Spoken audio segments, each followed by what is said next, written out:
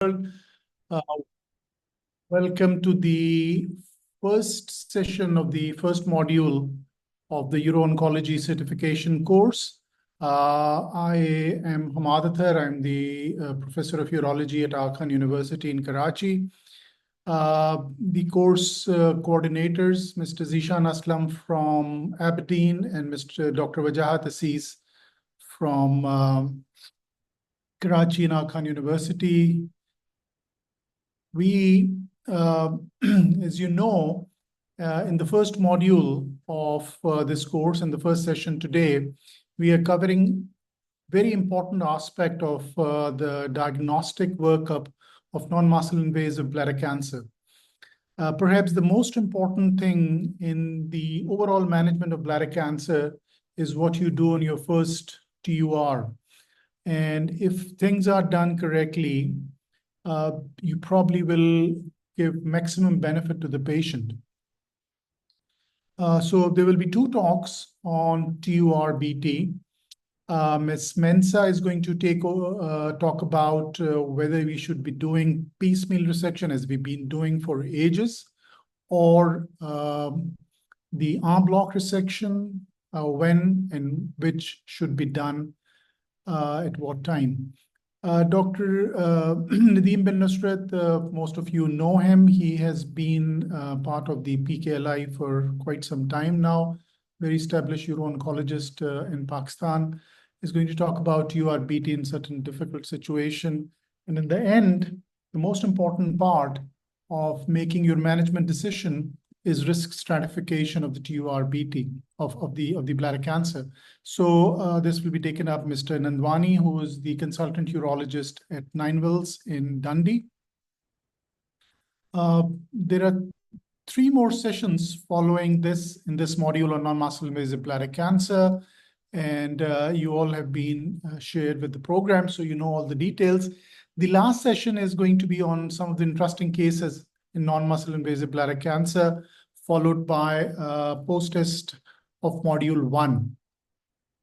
So today's program, as I've said, TURBT, piecemeal, en bloc, when and how, by Ms. Elsie Mensa from UK, followed by TURBT in difficult situation by Nadeem bin Nusrat, and followed by Mr. Nandwani's talk on risk stratification. As I've said, Mr. Ghulam Mustafa Nandwani, graduate, initially he worked as a resident at our institution and then moved to UK, and now he's working as a consultant urologist at Nineville's for quite some time with a special interest in bladder cancer. Dr. Nadeem bin Nusrat trained in Ireland and UK and currently senior consultant at the Pakistan Kidney and Liver Institute in Lahore. And Ms. Elsie Mensa, we welcome her to this forum. She has a special interest in bladder cancer. She's working at the famous Guy's in St. Thomas's Hospital in South London. So welcome, Ms. Mensa, Dr. Nusrat, and Mr. Nandwani. So without further ado, I'll unshare my slides and let Dr. Mensa to start off the presentation.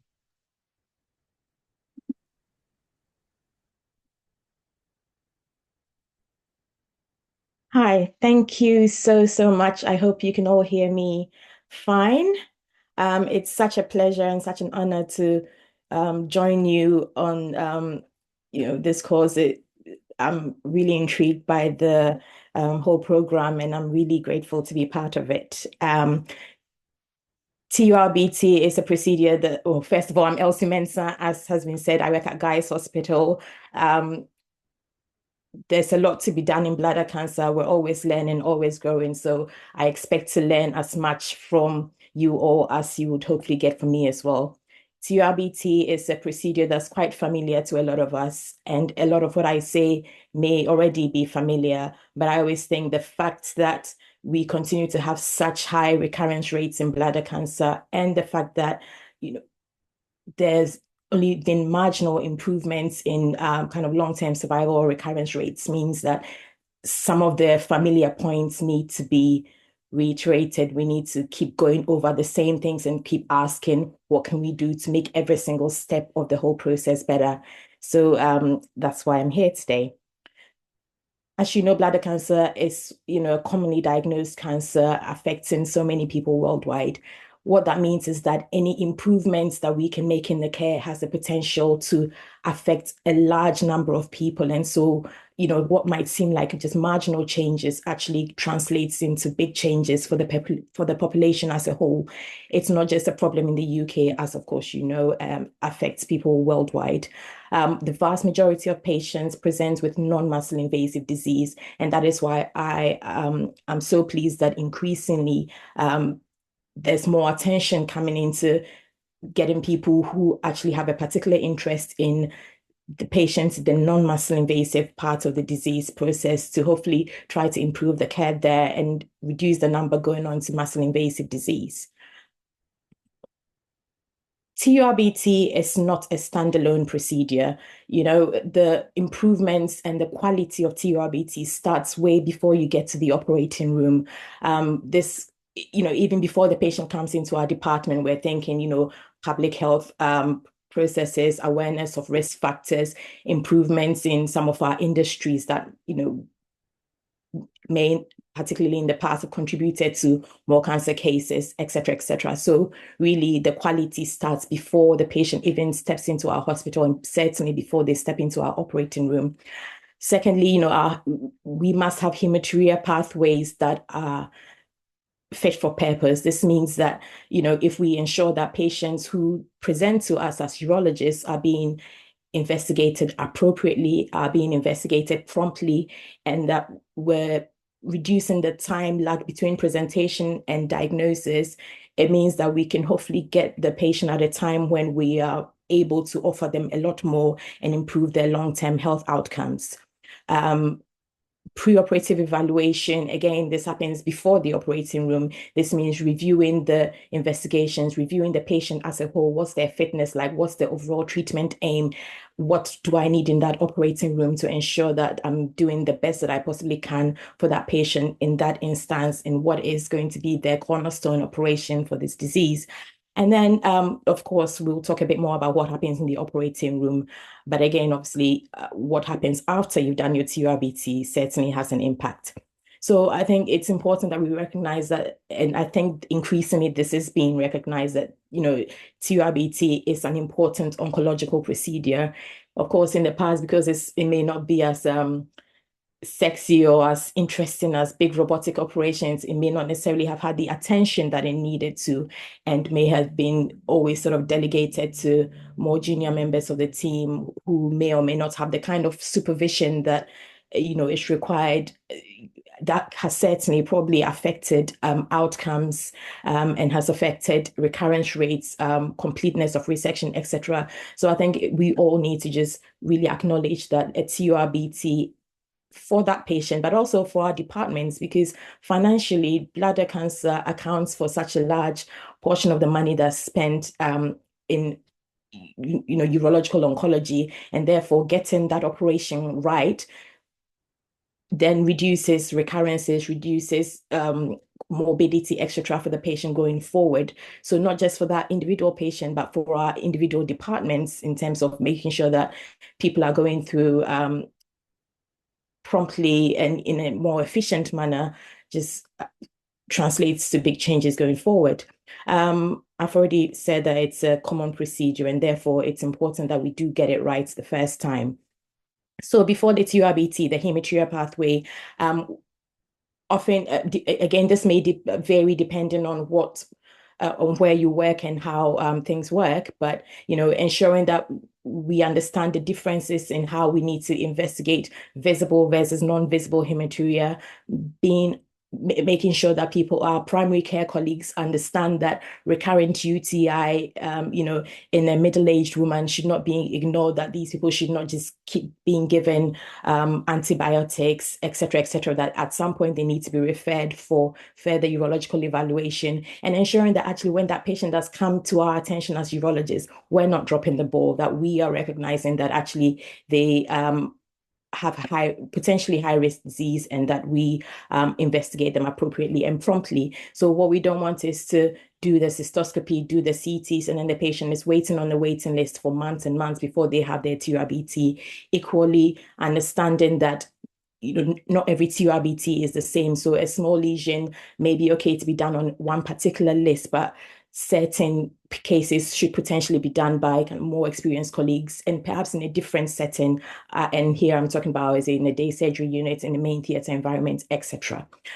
So that's what I mean by the hematuria pathway that is fit for purpose. I think there's been a comment, so I'm just bringing that to my attention just in case it's something I need to be aware of. Okay, and then for us as urologists and as surgeons, going into a TURBT, it's essential that we understand the indications and objectives for that TURBT. Because as I said, every TURBT is not the same. Is it that patient's first diagnosis?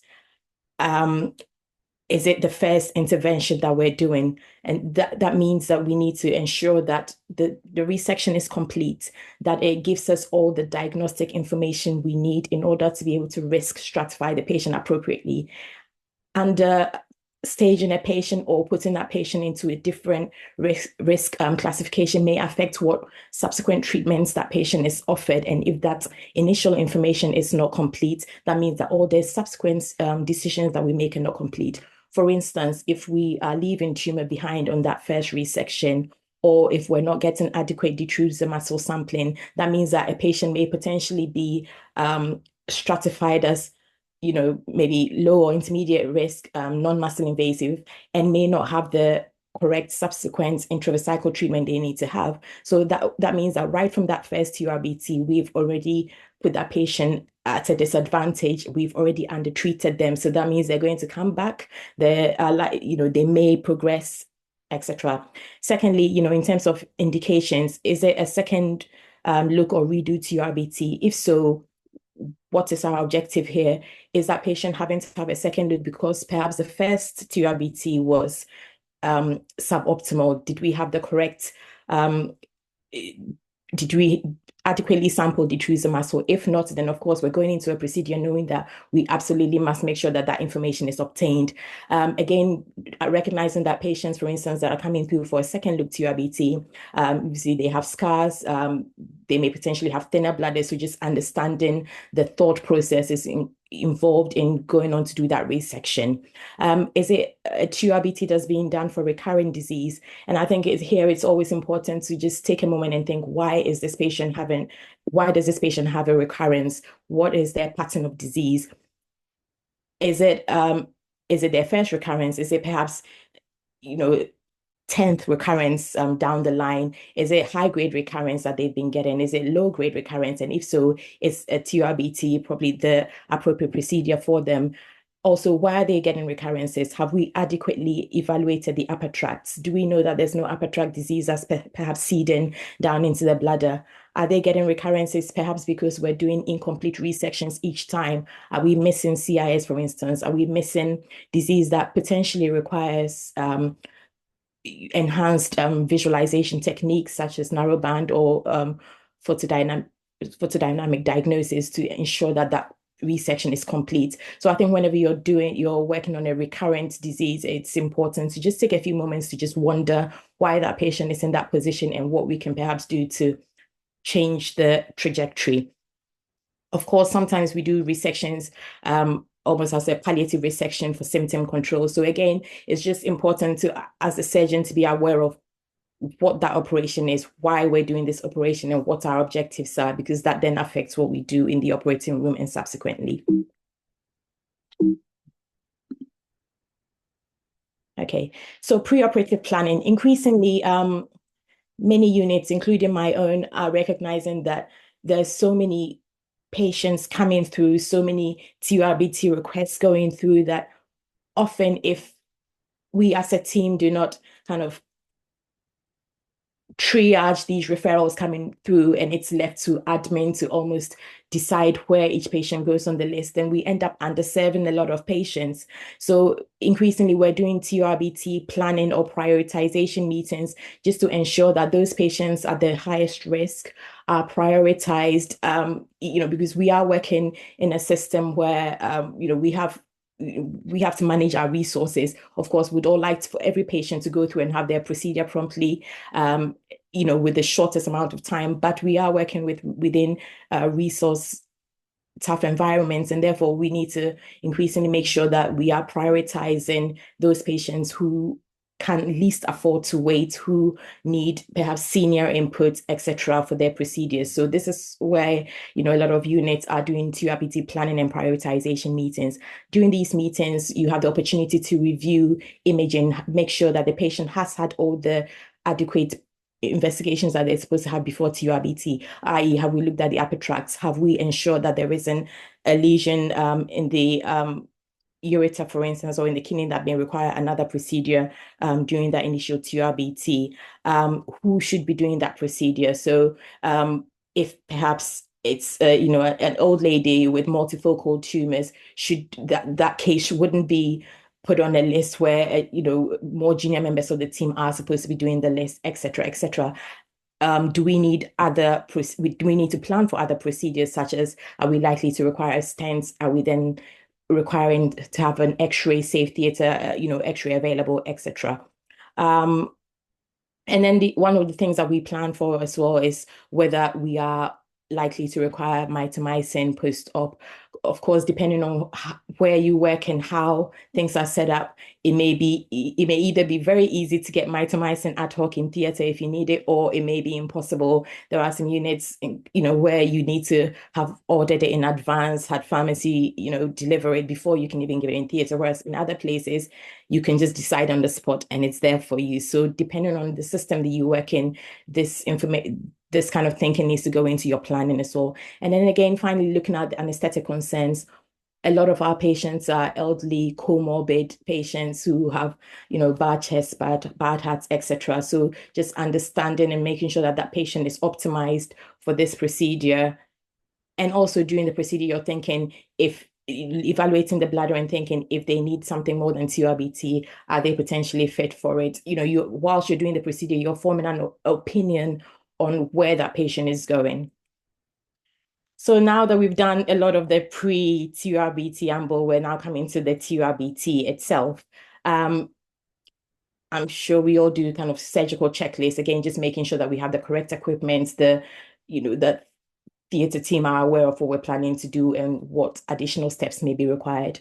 An examination under anesthesia or bimanual examination before we start the procedure is important to identify whether, there are any masses, and again, in men, evaluating the prostate as well.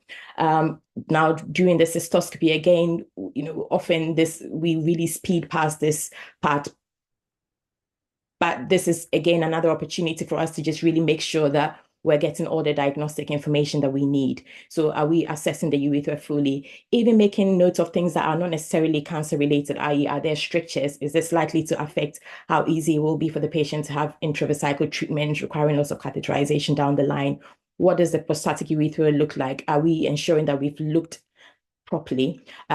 Within the bladder, what are the appearances, the size, location, multiplicity of tumors?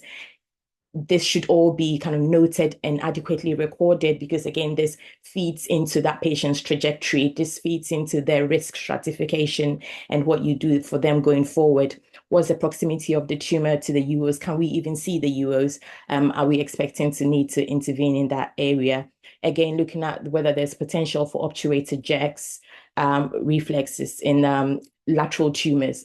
We then need to communicate with our anesthetist for paralysis, etc., as appropriate. And then when it comes to the TURBT itself, once we've ensured that we've reassessed the whole bladder or the whole lower urinary tract, of course, there are different techniques, and we'll talk about that a bit more. And then once we've done the resection by whichever technique, be it piecemeal or en bloc, we need to then do another examination under anesthesia. Is there any residual disease? and then making decisions about whether we're going to recatheterize, install mitomycin, or even perhaps put them on irrigation, etc. So the TURBT is both diagnostic and therapeutic, and both aspects of this are equally important and should not be overlooked. Of course, the Scottish team led by Para Mariappan have done a lot of work in terms of setting out what quality indicators for a good TURBT should be. And the most recent studies have shown that the presence of detrusor muscle and the use of single instillation mitomycin post-op significantly and independently improves recurrence rates going forward.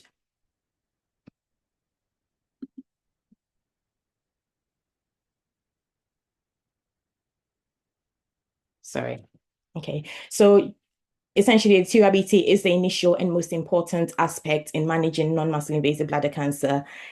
We need to ensure that the resection, when appropriate, is deep enough to obtain muscle. Of course, there will be a few cases where, for that individual patient, your main priority wouldn't be to necessarily chase muscle, i.e. if you've got a very kind of frail elderly lady and you're doing a TURBT for symptom management, etc., you really want to balance the risk of perforation versus the risk versus basically the benefits of just ensuring that they're endoscopically controlled for symptom management.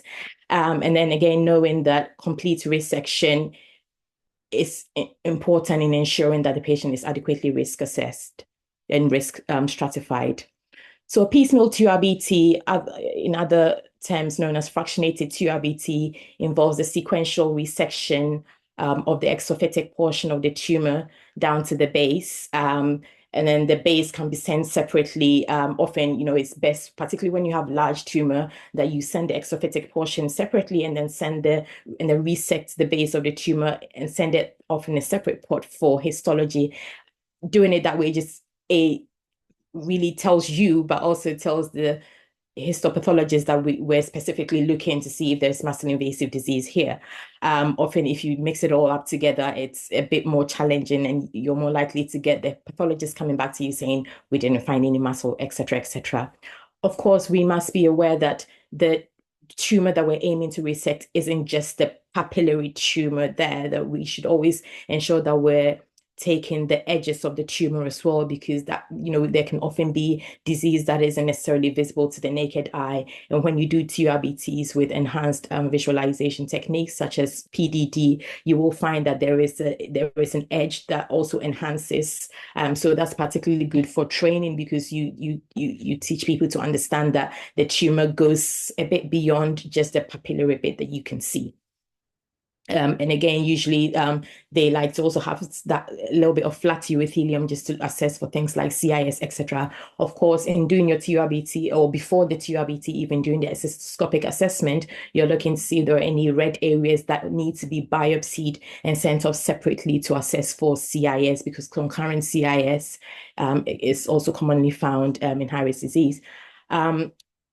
Once the tumor is all resected, of course, the tumor is retrieved either by draining it via your sheath if there isn't a lot of tumor there, or by using the Ehrlich evacuator to evacuate your samples. And then the next step would then be reassessment of the bladder, and ensuring that hemostasis is achieved either using your loop or the roller ball.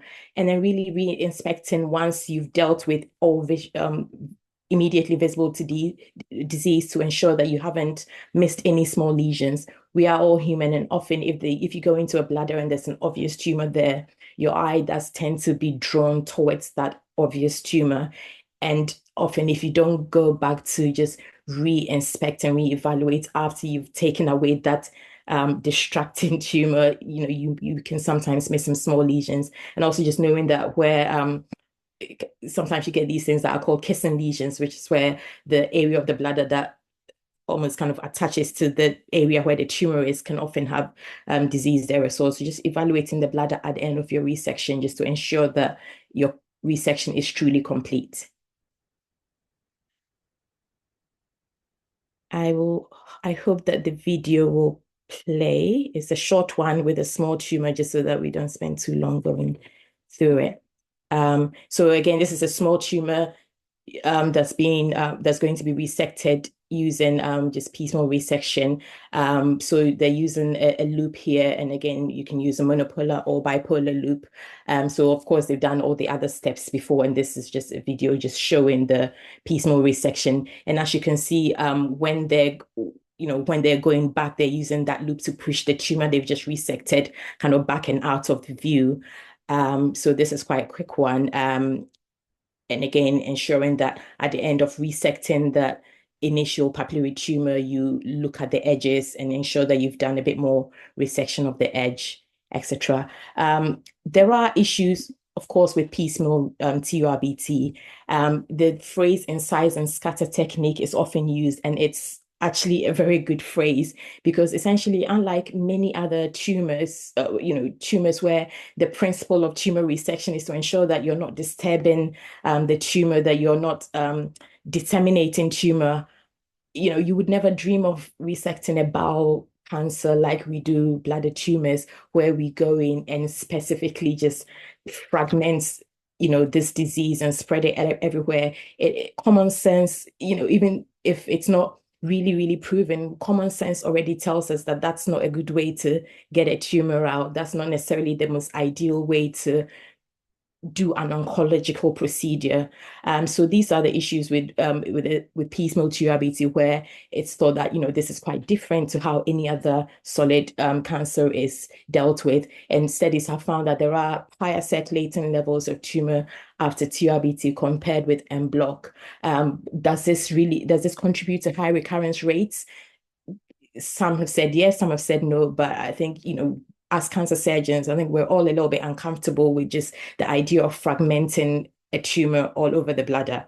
Of course, there are other issues such as, the tangential sectioning can lead to staging challenges for the pathologist, but also, thermal artifacts, etc., can then affect the results that you're getting from the pathology lab. Particularly when you have a smaller tumor, you often will end up destroying a lot of the layers that will then mean that your pathology report isn't as encouraging as you'd like. You may get things like diathermy artifacts unable to, confirm X, Y, or Z, and that's never encouraging in an MDT meeting. Okay. So this is basically due to these problems. That's why en bloc TURBT has been suggested as, a more kind of oncologically elegant way of resecting tumor. So en bloc TURBT essentially means resecting the tumor whole without fragmenting it. Of course, bladder cancer can be a multifocal disease. So there are times when you're doing multiple en bloc resections within that bladder, within one TURBT. But, clearly, all of us learn TURBT using the, piecemeal fractionated technique. And so why do we want to put ourselves through the hassle of learning these new techniques, especially if we're still on the fence as to whether this really improves outcome, recurrence rates, etc. We know that en bloc is better at preserving the architecture, and but studies overtly proven this have sometimes been difficult because there's so much heterogeneity in techniques used and also in outcomes being measured, and often studies that are multi-centered, which they often have to be because not so many people do en bloc studies. Each individual center often has quite small sample sizes, and that means that the results one has to interpret it with a pinch of salt because it may not necessarily be applicable across the board, and what one person is necessarily calling en bloc might not be quite the same as what the neighboring trust is referring to as en bloc. And also, when is en bloc appropriate? We clearly, if someone has large volume disease involving, a third, a fourth of the bladder, you lose the benefits of any such en bloc technique you may do. Also, how will we even get this tumor out? It defeats the purpose to spend all this time carefully trying to resect this tumor en bloc, only to just fragment it when you're trying to get the tumor out. So, it's not appropriate for every tumor. And in studies, they've done Delphi consensus, and it's been felt that, in patients who have less than 4 tumors with a tumor size 3 centimeters or less, en bloc could be appropriate and should be attempted. Of course, problems with this include training because, as I said, we don't all train with en bloc. But I think in this day and age, given the increasing number of papers coming out advocating unblock TURBT, it's important that people are training with this technique right from the beginning, not because that's the only technique you're going to need. Absolutely not. I don't believe that at all. I think we just need a number of different techniques that allow us to use the appropriate technique for the tumor that we find ourselves dealing with. So if you only know one technique, you only ever do one technique. But if you have a number of techniques, then you utilize the right technique for the right tumor and the right patient. Of course, working with industry is important just to ensure that we have better ways of retrieving the tumor. And do you need special instruments to do unblocked TURBT? That was in the past cited as a reason why certain units did not do unblocked TURBT, but actually it does.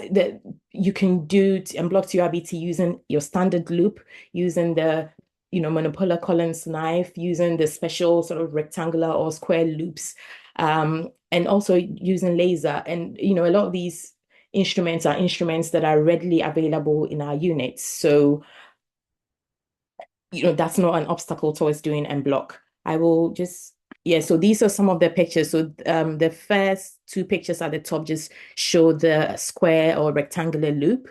And then at the bottom, you see TURBT unblock being done using laser. And also, I mean, the greenish picture just demonstrates the fact that you can use your normal resection loop, but it's just a good idea to just open the loop out a little bit, just to change the angle, just to ensure that you can resect the tumor and create that layer without getting too much diathermy artifact. So one of my colleagues who is a trainer and mentor, Rami Isa, he does a very elegant and block technique using just the monopolar Collins knife. And I always almost mention his name every time I'm talking about unblock, because this is an instrument that everybody has in their department. And yet I feel like I've never seen, I rarely see anyone do unblock TURBT more elegantly than he does it. And, you can use the most expensive instruments and still not really have, a technique that's, as elegant. It's not very long, so I'll let it play. So firstly, he goes around the tumor to basically just outline the edges of the tumor. And then when you're doing that, it's important to just ensure that the bladder is adequately distended, because it just helps you create that plane. And then during the resection, you're getting some hydrodistension as well. So the fluid and distension just helps to lift the tumor off. And you can see clearly that you're in the right layer. And of course, you're not doing kind of continuous movements or continuous, you're not applying continuous diathermy. So you can always adjust, go a little bit deeper, go a little bit lighter, just to ensure that you're getting the adequate layer. And you're not just you're not working in one area the whole time. You're going around each time, just sequentially, just lifting the tumor off from the base of the bladder. And of course, with this, when you start, you're not going right where the papillary tumor is. You're starting on an edge so that the specimen that you present to the pathologist has, a margin around it with flat urothelium, as well as the bulk of the tumor and with some muscle attached. And so this particular one was for a primary tumor.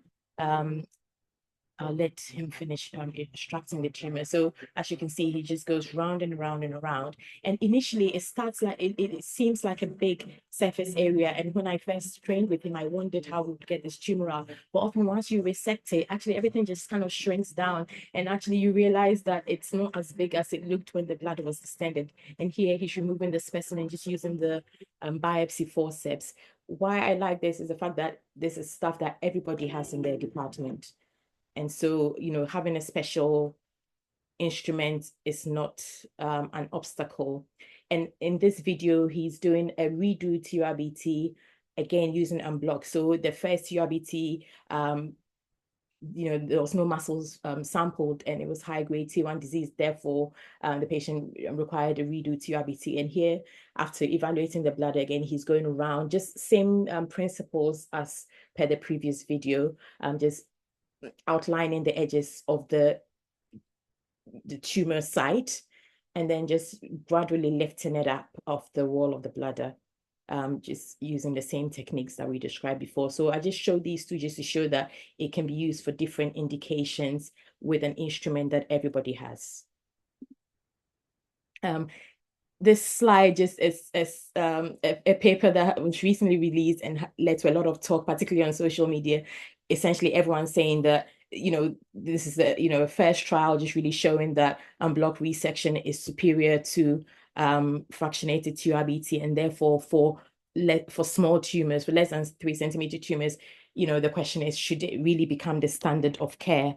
I think we're not at the stage yet where everyone has accepted that this is the standard of care, but I think certainly the conversation is going that way. My personal opinion is that we need to make sure that regardless of what technique is being used, that we're doing an adequate, complete TURBT, paying attention to cancer principles, and ensuring that that patient is then staged appropriately, risk stratified appropriately going forward. And of course, after the TURBT, documentation is important, ensuring that, the indications, the relevant investigations, the bladder map showing where the tumors were, the size and multiplicity. This means that when you come to an MDT, decision-making is a lot easier, and it's quite easy to see if there was complete resection, whether or not intravesical treatment was given. If it wasn't given, what was the reason why it wasn't given, etc. So in conclusion, and apologies if I've overrun a little bit, TURBT is an important and crucial step in the journey for a non-muscle invasive bladder cancer patient. Unblocked TURBT, it's not going anywhere. It's been around a little bit, but it's definitely gained momentum. I personally do not think it's the technique for every tumor, but I just think that as people who do a lot of bladder cancer resections, we just need to be armed with various techniques so that we can give each individual patient, each individual tumor, the right technique to ensure complete resection, to ensure adequate staging and adequate treatment. Thank you so much. Thank you, Ms. Mensah. Wonderful. You have, in a very short period of time, taken up this rather difficult subject in which we don't have any clear answers at the moment. It's an evolving technique, and some of us have adopted to it for certain tumors, others are in the process. And I'm sure your presentation will be very helpful to our participants in taking up for the adequate, appropriate patient. There are questions, some of which have been addressed by myself and Mr. Nandwani, and I think the other ones you can take up while Nadeem is making his presentation. And I think in the end, we should take up some of those things which have not been addressed by our answers in the chat box. So without any further delay, may I request Dr. Nadeem bin Nusrat to share his presentation. Nadeem is going to talk about a very important aspect, which is TURBT in difficult situation, to which Ms. Mensah has also alluded to. And I think Nadeem is going to specifically address the difficult situations in TURBT, which we face very often. Mr. Nusrat, thank you very much. Thank you very much, Dr. Hamad. I would like to start with special thanks to yourself, Professor Hamad, for this gracious invitation. I would like to thank the participants for making effort to be here. And I would also like to thank the organizers for organizing this very professional and academic event. TURBT in difficult situations. TURBT itself is not a straightforward and an easy procedure to perform. It is a difficult procedure, let alone to deal with this procedure in difficult situations. I have no conflict of interest in making this presentation. There's no disclosures to make. Now, I always emphasize on having the correct mindset and perspective, because that is the basis of our actions and behavior while performing the procedures and dealing with the difficult situations, and also while evaluating the outcomes. Obviously, we see only what we think, what is in our mind, and what we believe is right, and which is on our reflex level, spinal level, especially when we come across disasters. So, having the correct mindset, I mean to say the TURBT is not just a 30-minute or 45 minutes procedure on the table in theater with instruments. We have to have a comprehensive and holistic approach towards this procedure and its outcomes, and that includes preoperative, intraoperative, and postoperative management. It is a dreadful condition, obviously, with multifaceted issues, especially in difficult situations. We have to pay special attention towards personal implications, emotional aspects of the disease, of the procedure, of the difficult situation, and its outcomes, and the psychological aspects of the patients. We have to consider in our cultures, especially in Southeast Asia, the family, the social, the cultural, and the financial implications. I would pay attention to the cultural aspect on this because a lot of patients come to us and they say, I do not want my father to know that he has a cancer, and I want him to just continue to treat him. So it is a very cultural challenge that, you're not like, if you compare it with the international standards, you have to have a talk directly with the patient about the disease. However, in our culture, it is not allowed, like, the next of kin would not allow you to do that. So it is a situation in itself. So therefore, we have to have a broad, interlinked, and a cohesive approach and a team effort towards managing this condition. And we just do all of this at different levels of care, which is outpatients, inpatients, and in the multidisciplinary team meetings, and also when we, where we have oncological services, especially the counselors and the oncological nurses.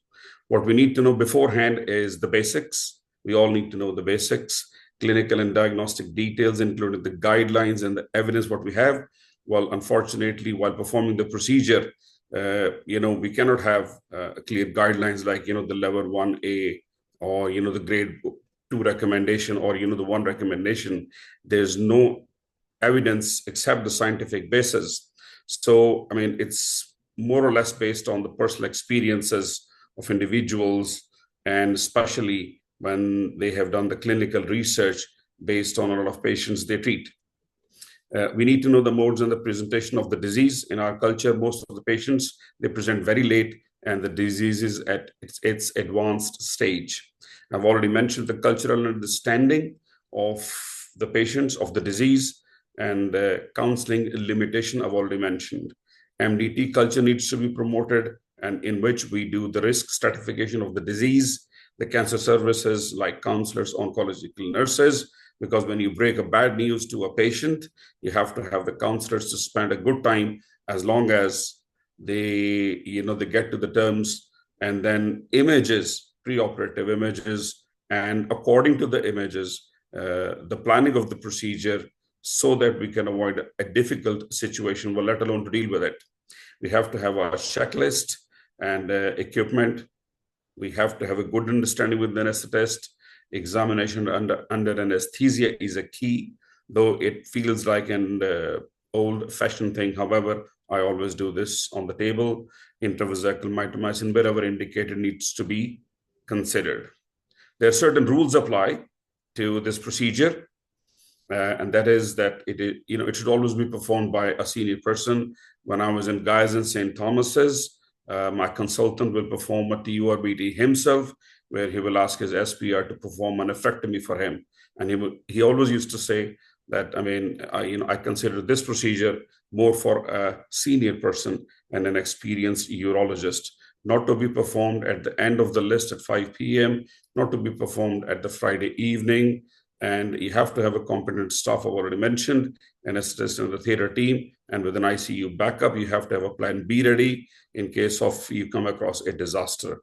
And anticipation and identification is the key to managing such conditions. Nonetheless, it is a staging procedure upon which the further management depends. However, the radical TURBT is also a real-time entity where the patient is considered unfit for radical cystectomy or radiotherapy kind of modalities. In the past, we all know that it has been overstaged by having a fat content and the muscularis mucosae in the lamina propria, and hence the disease was overtreated. Contrary to the prostate cancer, it has a very high risk criteria, such as micropapillary variant, the sarcomatoid, neuroendocrine, and other variants. Whereas in prostate cancer, we have a very low risk criteria. Elsie has already mentioned about the fragmented or the segmental resection versus en bloc, or the staged resection, where you are unable to do the complete resection in one stage, and then the laser use and the bipolar is getting more attention nowadays. The basics, I won't go into the details of the basic. I already mentioned, they're very important because they determine the outcome, and they're also responsible for coming across a difficult situation while performing this procedure. Now, cancer has its own unique terminology. I consider cancer to have its own, the language. And so the keywords for uro-oncology, and especially while talking or dealing about the disease, we all know about the natural history and the behavior of the cancer, the chronology and algorithm of the disease management, especially its onset, duration, severity, and the progression and the recurrence of the disease patterns, on the basis of which we develop the nomograms to predict and to project the outcomes and the future behaviors of the disease, on the basis of which we decide our management strategy. And then we just measure the survival benefits and the risks, on the basis of which we counsel the patients. And we also have to pay special attention towards the terminology such as overall cancer-specific survival, the progression-free survivals. All these terminologies are discussed at MDT levels. Coming to the point, individual scenarios are based on technique, including the tips and tricks. How do we perform a TURBT? How do we deal with the difficult situation? And how do we evaluate the outcome? And how do we take care of our outcomes? So technique and the tips and tricks and the scientific basis. If there's any evidence available, we have to use the evidence and the guidelines. We have to just go for the controversies and the personal experience, as I've already said. Nonetheless, in a difficult situation, never to forget to ask for help. I never feel shy of asking any of my colleagues to give me a hand if I'm in a difficult situation. Now, as I said, coming to the point, the individual scenarios in dealing with a difficult situation while doing a TURBT is, when you find the tumor in the urethra, you come across a stricture, you have an enlarged prostate, you come across a small or the large bladder stone. There's the large growth, multifocal growth, in which you have to consider incomplete or a staged resection.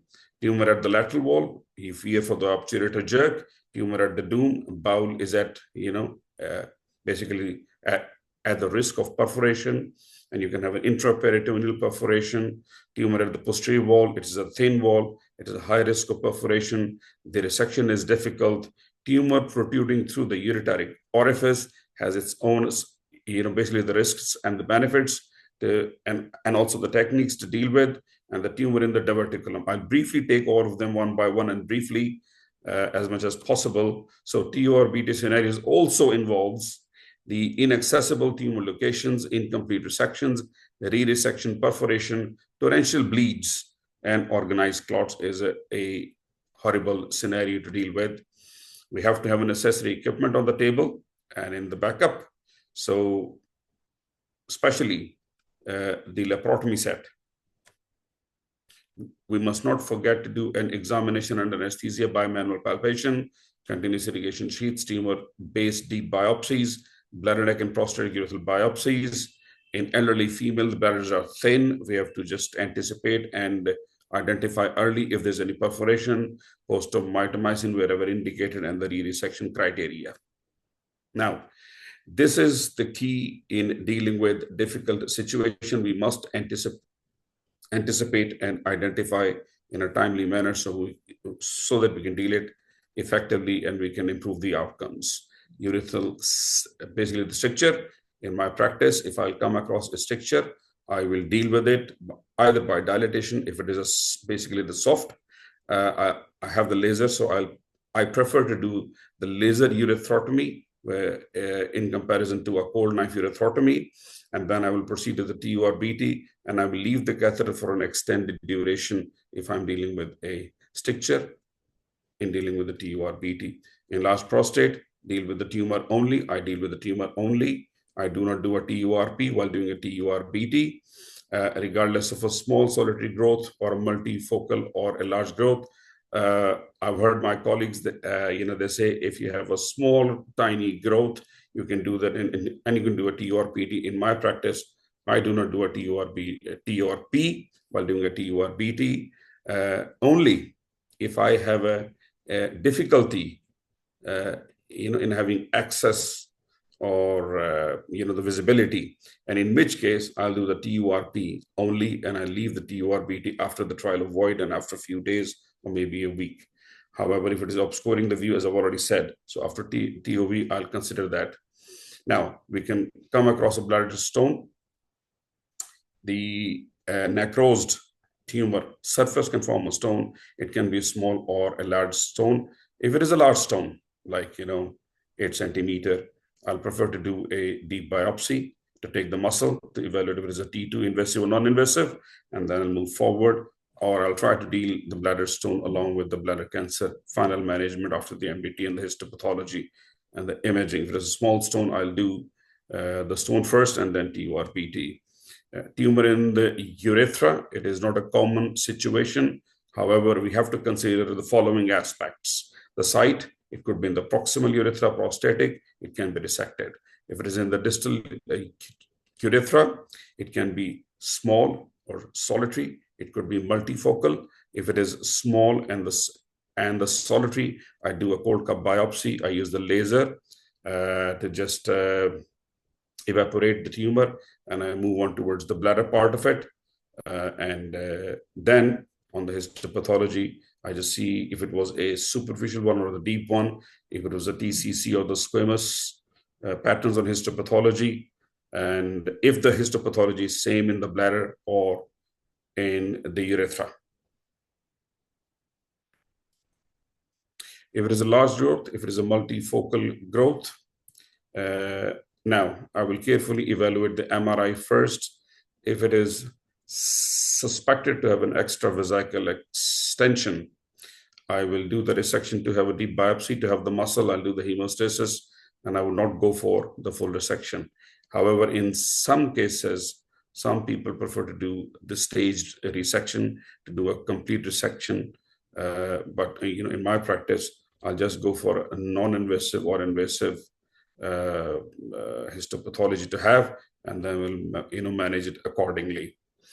If you have a fit patient, I would prefer to do a complete resection. However, if the patient is unfit, I will do a radical resection, in which case I'll try to have the local control, and in that particular case I can do a staged resection. If the tumor is solid, I'll take the random blood biopsy sort of mapping. I'll take a biopsy from the prostatic urethra. Examination anesthesia is a key. In solid cases, I would not consider mitomycin. If the tumor is at the lateral wall and I anticipate an obturator jerk, following at the consideration, anticipate tumor site on MRI, on the flexible cystoscopy, you already know that is on the lateral wall, anticipate a jerk, and then you can have a general anesthesia, you can have muscle relaxants, obturator nerve blocks can be given by the anesthetist. You can reduce the diathermic current, bipolar diathermy can be used, avoid an over distension of the bladder, and identify the perforation, because if you have an obturator kick, it is very difficult to identify that you've caused a perforation. So early identification of the perforation is the key in dealing with the situation. Tumor at the dome is always, difficult to manage situation. In case of difficult access, I use the long resectoscope.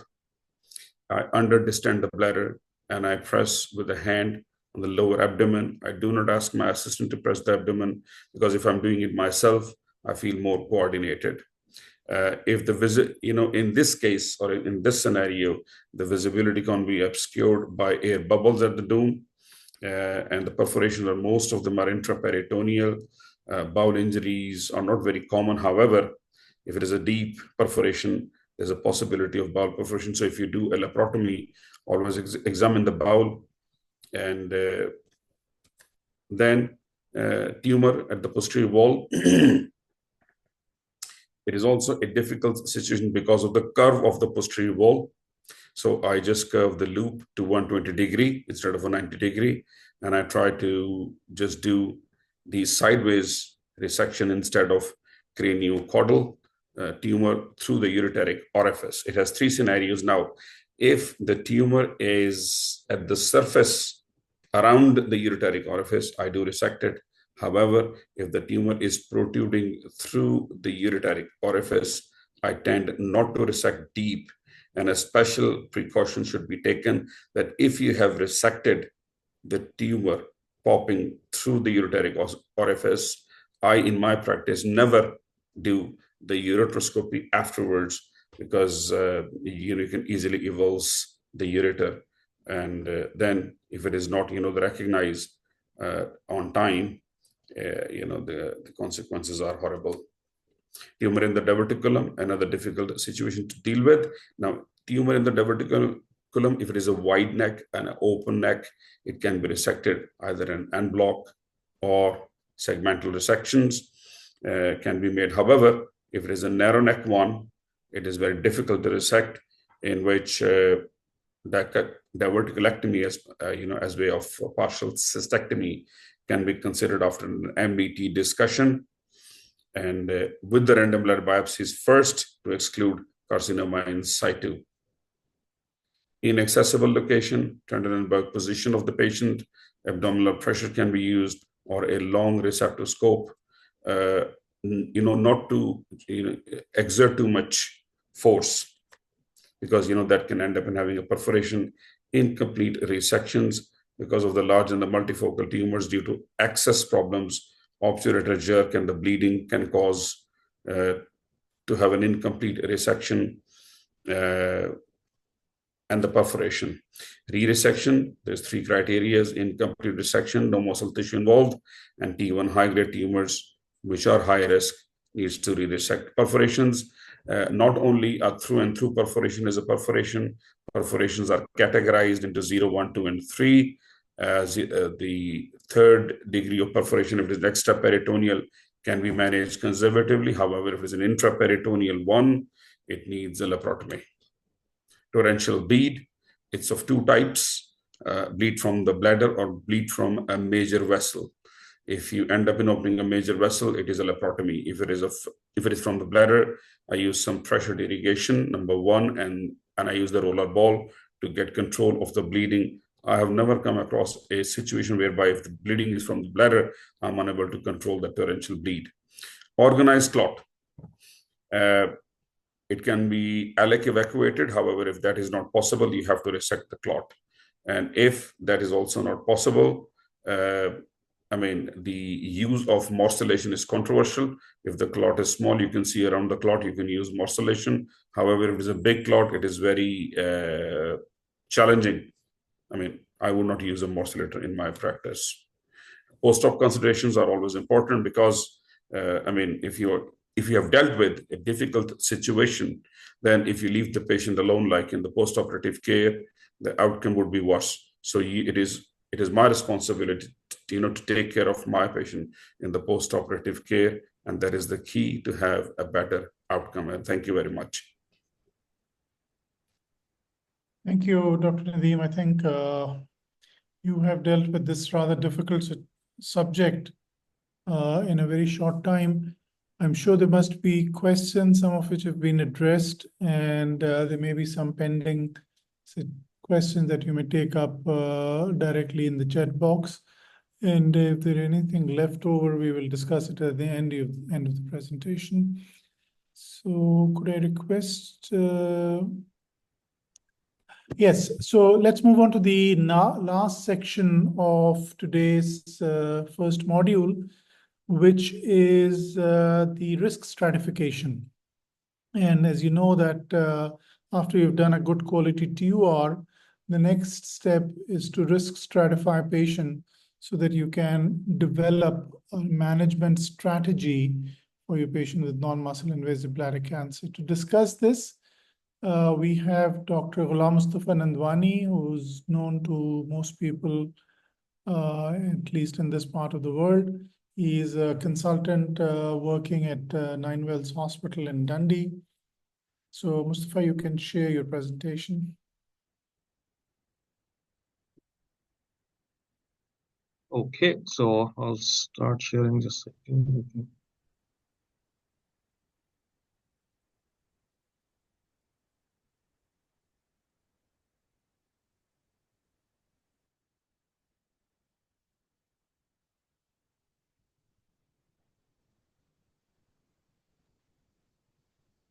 Are you guys okay to see presentation now? No, not as Okay. not as yet. Not yet. Okay. Okay, so just a second.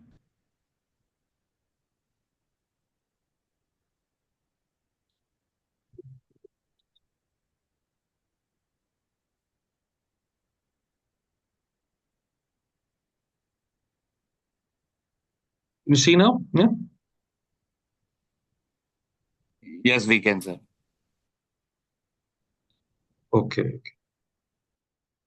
Okay. So good afternoon to all. Assalamu alaikum and namaste, whoever are dear participants, and thank you for inviting me.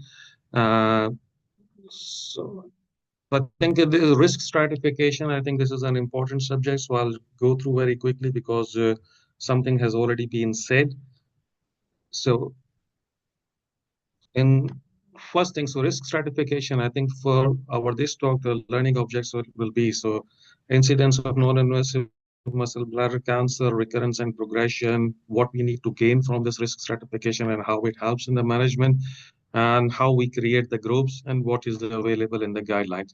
So briefly, I think that's already been said, so I won't take much time. So the incidence is 10 per 100,000 for males, and in the Europe, the incidence is double. Majority are non-muscle invasive, so that means we have a higher prevalence of non-muscle invasive bladder cancer, and that we need to deal with. So if you see the recurrence patterns, so within a 1 year, roundabout the figures are 15 to 60%, and next 5 years recurrences happen in 30 to 80%.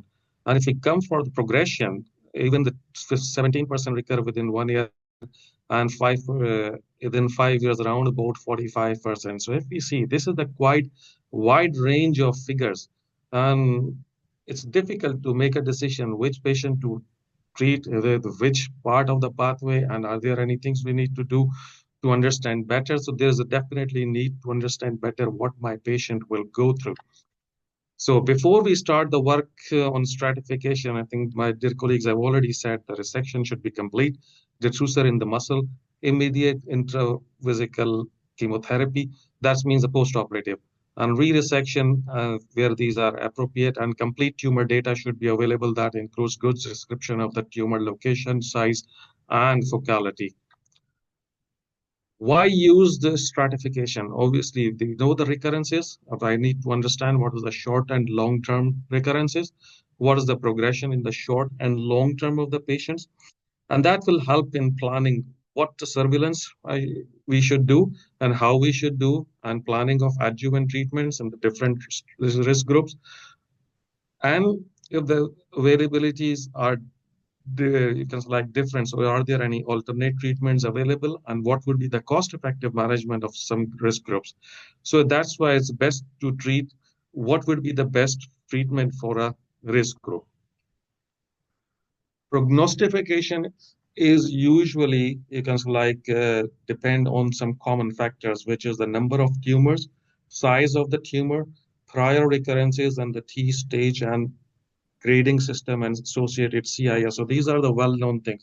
So as the studies have progressed, there are more, because additional factors have been given for the risk stratification, which are the age, recurrences within 1 year, and number of recurrences within 1 year, and the use of a prior adjuvant treatment. Before we go on to risk assessment, if we see, there is a group which is atypical urothelial cell cancer, non-urothelial cell cancer, which may be non-muscle invasive, But tumors in the diverticulum and anatomical locations like prostatic urethra and with obstructing ureteric orifice, these needs to be treated with slightly differently, like early cystectomy. So these usually do not part the risk stratification group, which I'll be talking about. If we go through like Sylvester paper like 2006, who took the EORTC risk, you can say like data and that make into tables. So we are at around about 2,600 patients, whereas data was available, majority TAT1 with recurrences around about in 48% within a median time of 3 years, just under 3 years, and progression was in 11%. And what they identified, the prognostic factors were again the recurrence of the tumor, multifocality, size, depth, grade, and that was based on the WHO 1973 grade. So we'll talk about later what does it mean.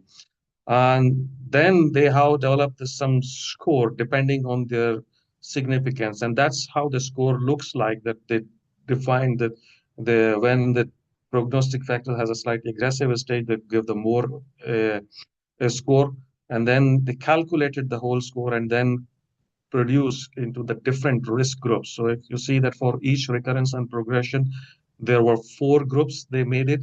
So according to the numbers, and if you see the recurrences, even in the low risk where the score was 0, 15% recur within 1 year and nearly 30% recur in 5 years.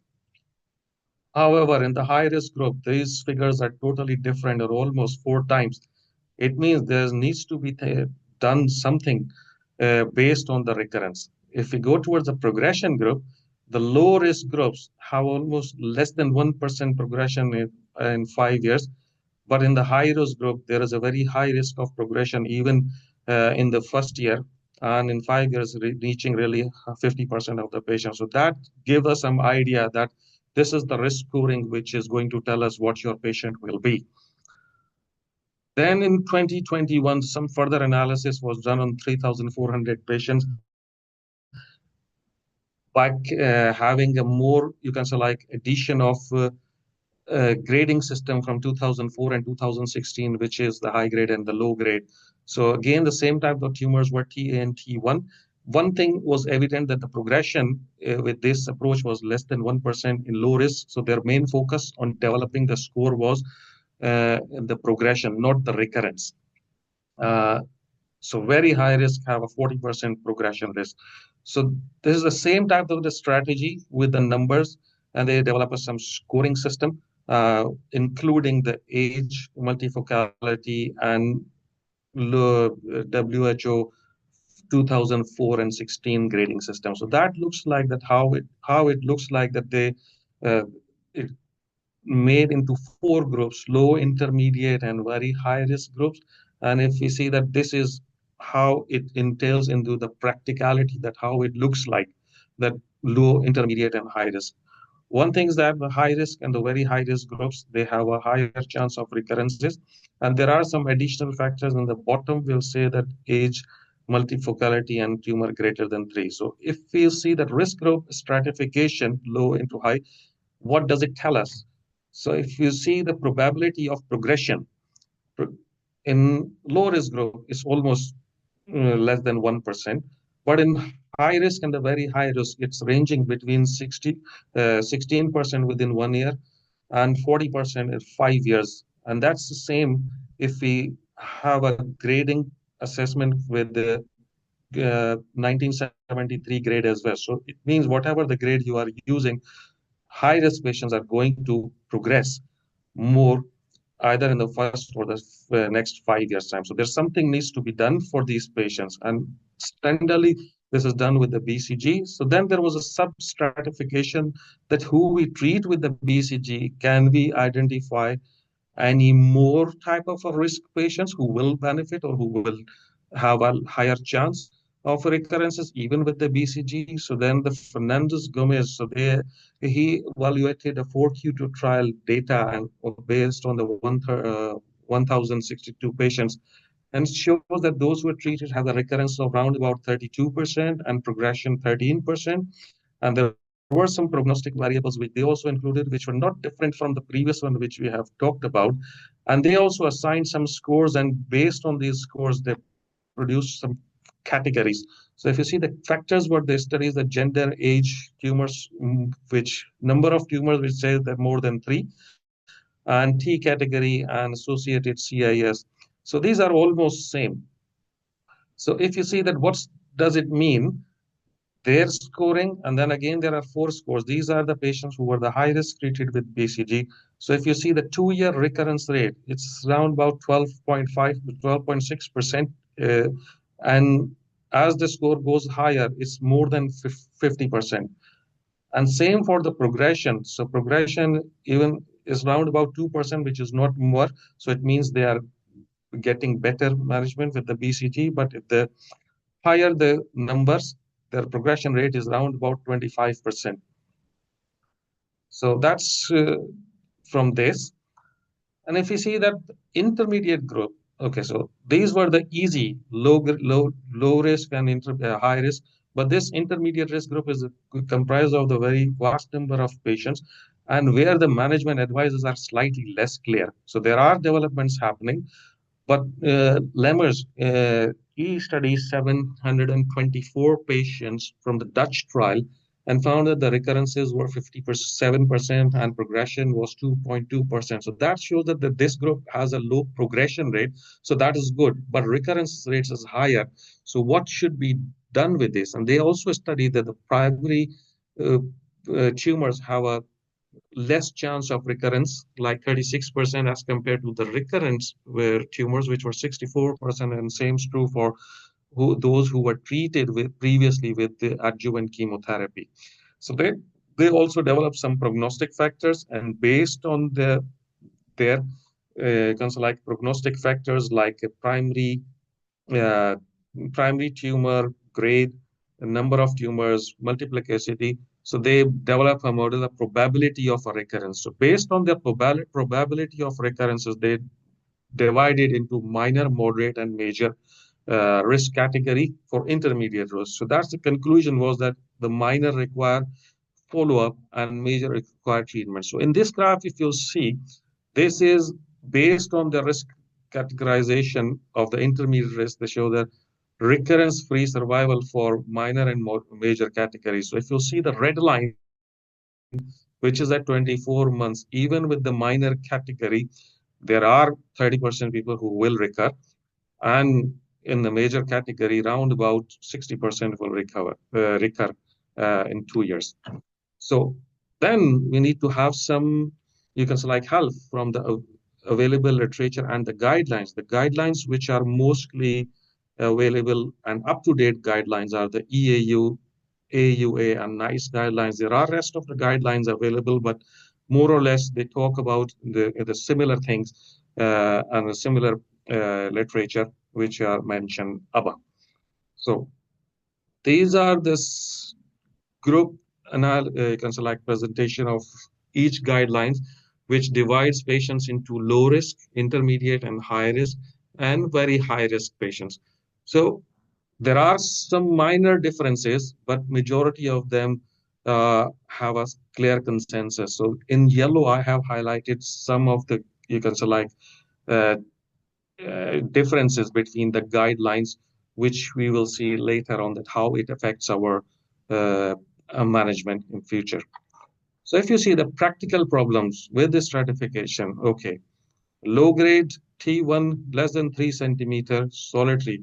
What is it? It is, if you see AU, that's say low risk, AUA intermediate, and NICE says high risk.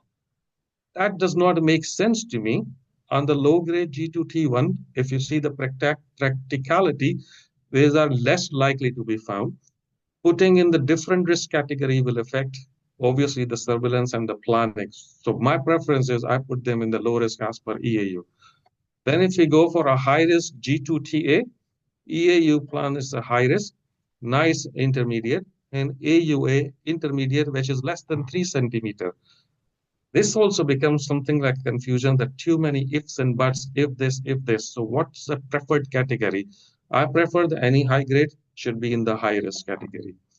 Then come to low grade G2TA, more than 3 centimeter. EAU, you can say like high grade with all risks.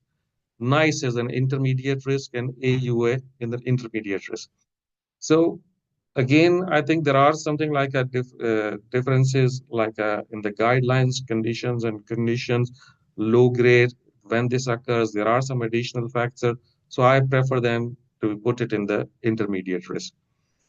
In the high risk category, the EAU is the only guideline which divides them into very high risk and low and high risk only. So this is the nutshell which are the high risk category patients. So my preference for every high grade bladder cancer will go into the high risk category, and then I'll subdivide into high risk and the very high risk group. This is my approach for the risk stratification. So this is, you can say like with the low risk cancers, so low grade G2 and solitary less than 3 centimeter TAT1 are in the low risk. And currently G1 is not reported, so all are either the G2 or G3 or the low or high grade. Intermediate risk cancers, any greater than 3 centimeter in low risk and recurrent or from previous low risk. So that's how we categorize. And high risk cancer, any high grade cancer, excluding the CIS, is the high grade. And if they have additional risk factors as below in the very high risk, like greater than 3 centimeter recurrent BCG relapse disease, they are in the very high risk category. So what are the practical application of this risk stratification? So low risk cancers, they're suitable for surveillance. Surveillance schedules are less frequent. Surveillance schedules may vary from guideline to guideline. Intermediate risk, then again, we know that they can be followed, but according to their minor, moderate, and major risk category, they can be suitable for surveillance.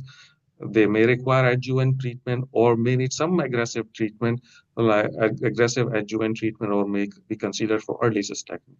High risk cancers, they need BCG, you can say like adjuvant treatment with BCG, hyperthermic mitomycin, or electromotive, or other agents which are newer.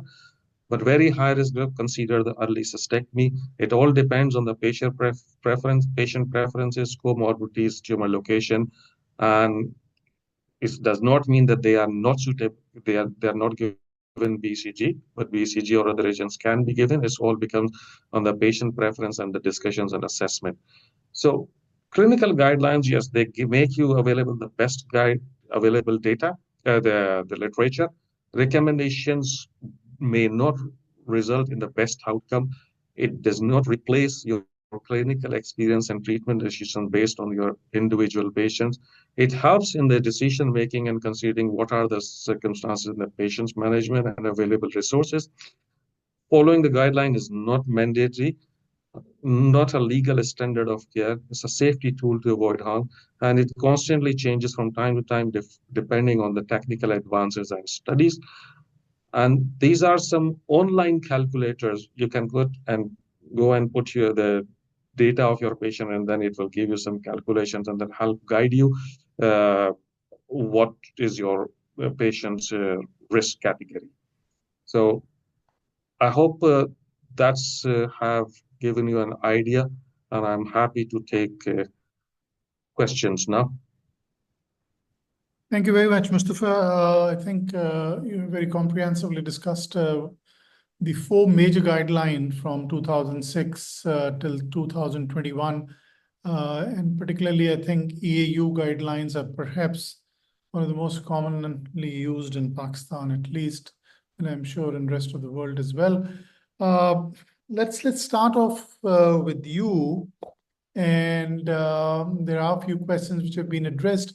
But what's your opinion about the lack of gender? We know that Kyoto has gender, but what about gender and trigonal tumors?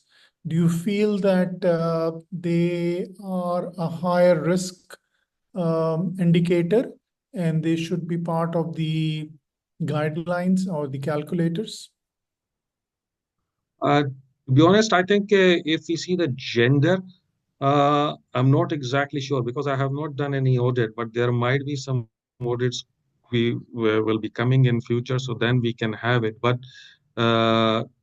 theoretically, because what I have seen, the patients who are in the female group, they have slightly advanced pathology. The reason being because they are the one who are diagnosed on the background of the recurrent UTI. So that's why their overall pathology is more aggressive. So, and they are high chance of failures if they have a cancer like high risk cancer.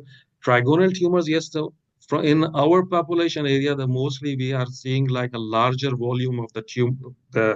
The volume itself of the tumor is larger, and they present with the obstructive uropathy. So then it's slightly become easier for us to kind of like plan the aggressive management. So that's what my experience is at the moment. Elsie, do you think that a tumor on the dome of the bladder, which is, say, 3 centimeters, the same tumor, the same grade, at the trigone rather than at the dome of the bladder, are 2 different tumors, or they should be dealt with similarly? I think practically we treat them as 2 different tumors, because you'll find that, when there's a tumor in the dome, most people, even experienced people, are often a little bit hesitant to do the kind of deep resection that they would, for a base or trigone tumor, and therefore there's, you find that you're less likely to have muscle in the specimen, you're less likely to have complete resection. Also, kind of resection challenges, like you're more likely to have air bubbles obscuring your view at the dome. So I think just practically in terms of the completeness and the fullness of your resection, you probably end up doing a less aggressive job for a dome tumor because of quite valid concerns. And so you may then not stratify the patient appropriately. Of course, for things like trigone tumors, there are specific issues there, i.e., proximity to UOs, and also just bearing in mind that you may need to do a prostatic urethral biopsy, etc., for trigonal or bladder neck tumors, just to ensure that you're not missing sort of prostatic urethral, CIS, etc. But I manage them differently just because I know that I have more concerns. Thank you. Nadeem, there was a question as well, and I also would like your opinion about high-grade tumors in a diverticulum. So how do you deal with this situation? And we know that the complete resection is most impossible at times. So how do you deal with this situation? Well, in terms of high grade, that is a pathological entity, they're high grade. So clinically, at the time of resection, you can determine that they're high grade. But I mean, we can say that, they're always aggressive, and aggressive also in terms of tissue characteristics, because there is no muscle tissue, there is no detrusor in the diverticulum. And, at the very, basically the neck of the diverticulum, it's only smooth muscles. So it's very easy for any tumor to penetrate through the diverticular wall. So, I mean, I would consider in these situations 3 things. First of all, the bladder tissue characteristics, number 1. Number 2, the tumor behavior, especially the look of it. I cannot comment on the grade because that is a histopathological entity. And the third thing, which is most important, is your resection technique. So putting all these 3 together, I would determine the outcome. Okay. About diverticulectomy or partial cystectomy, do you consider them in certain situations? I do. Because the thing is, if the diverticulum is narrow neck and you are unable to resect it completely, and your MRI is showing that there is like bladder wall penetration, because of spatial resolution, MRI is is quite good investigation to tell you that is there any extravesical extension or not.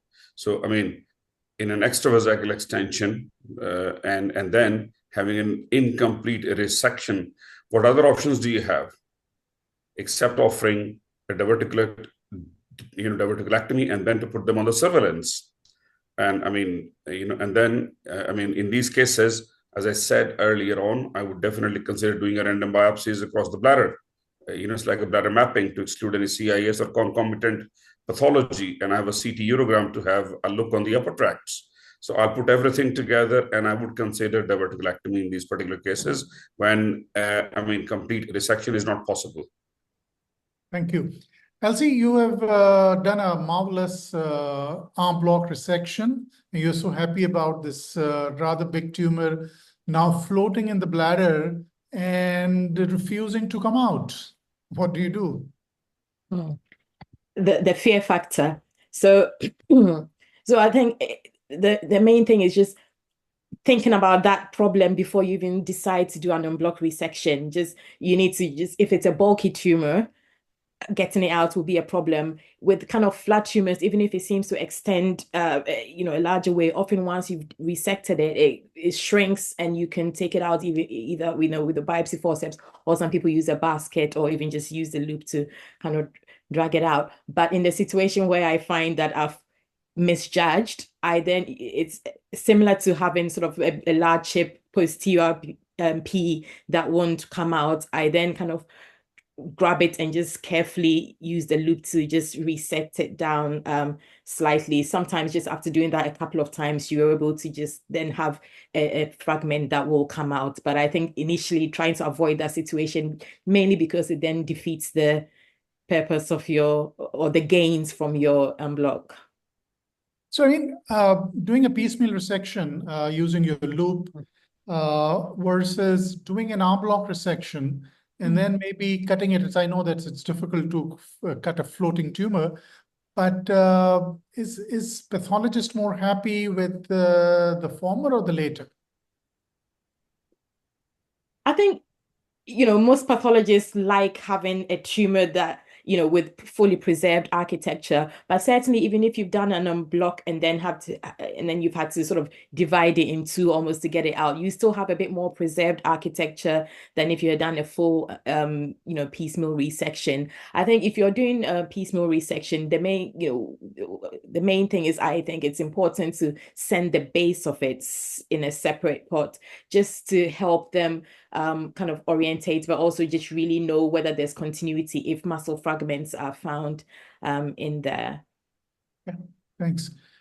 Mustafa, perhaps one of the maybe last question, we still have 5 minutes left, about this variant histology. Now you have a moderate size, maybe a 3 centimeters high-grade tumor that you've completely resected. The muscle is free, but you have micropapillary or a squamoid significance, say about 30–40%. What is your strategy in counseling patients? Yeah, for these, like a variant non-muscle invasive bladder cancer. So I think I discussed with them very carefully about the prognosis, because these are not like the pure urothelial cell carcinoma. So they are aggressive, more aggressive than even the urothelial cell carcinoma.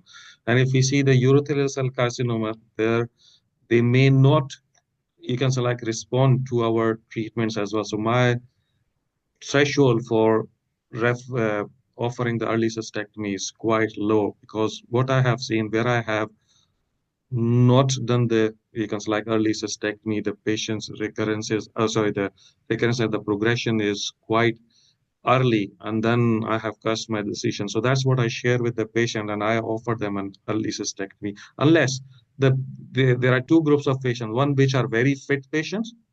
That's easy to make a decision, and if they want. If the patient's slightly, ASA3, and what we use here, the ECOG status. So ECOG status like 2, or other factors, what we say, their mobility. And if they are not, very well, so then it's better. Yes, the adjuvant BCG can be tried with some, expectation that palliative, diathermy or the vaporization of the tumor in future will be required. So that's what we discuss with them. So the intent changes and plus the management for very high risk group. For those who are straightforward, my threshold is I offer them early cystectomy. Right. Nadeem, there's a question about the point of technique and how to deal with the situation where you have a very large tumor burden. Obviously, we know that working in Pakistan, we have a situation where we'd like to do these TURBTs as complete as possible so that in most situations, we don't have to bring them back for a major TURBT. Relook is a different situation. So what is your technique when you're doing with large volume tumors in the bladder? Yeah, thank you for the question. It's a very interesting question, and it also poses a challenge in our daily practice when we're doing a TURBT.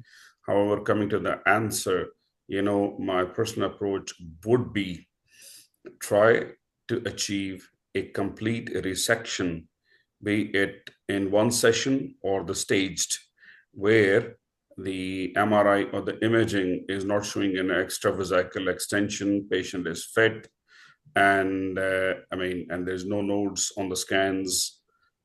Yes, as you've also mentioned, we do have cultural challenges, whereas in counseling patients and the relatives that the resection was incomplete, they would not understand the scientific basis of it, but they would take it as like incompetence that you are unable to do a complete resection. So you have to convince them, look, this is part of the procedure, that it was uncompletely resected and it was in the best care and the safety of the patient, that I've taken an hour and a half doing the resection, and I will do it at another, basically the stage, and I will complete the resection. However, it is important to achieve a complete resection, as I've already said, where there is no extravesical extension and the patient is fit and healthy.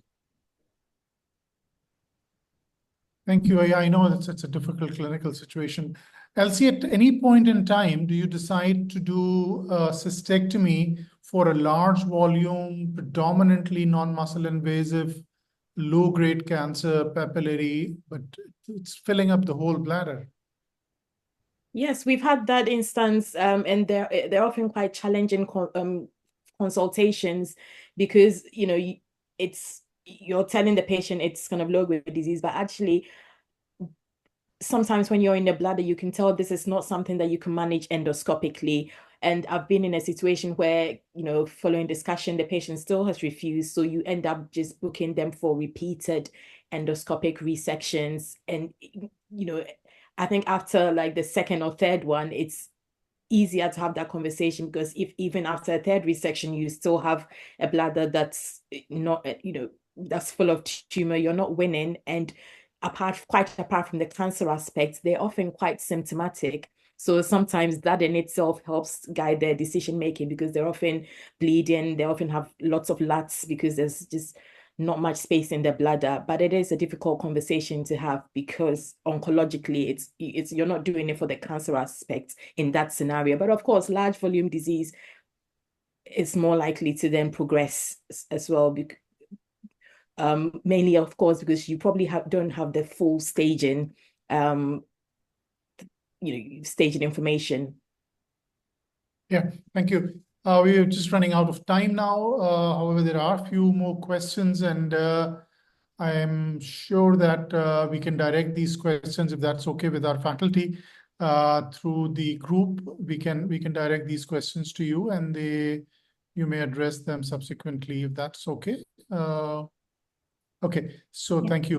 I think we had a lovely session, and I'm really grateful to Elsie Mensa, Nadeem Nusrat, and Mustafa Nandwani, who made wonderful presentations. And I'm sure that they've clarified your concepts about this first step in the management of non-muscle invasive bladder cancer, or for that matter, probably any bladder cancer. I have learned a lot from this session, and I'm sure our delegates have.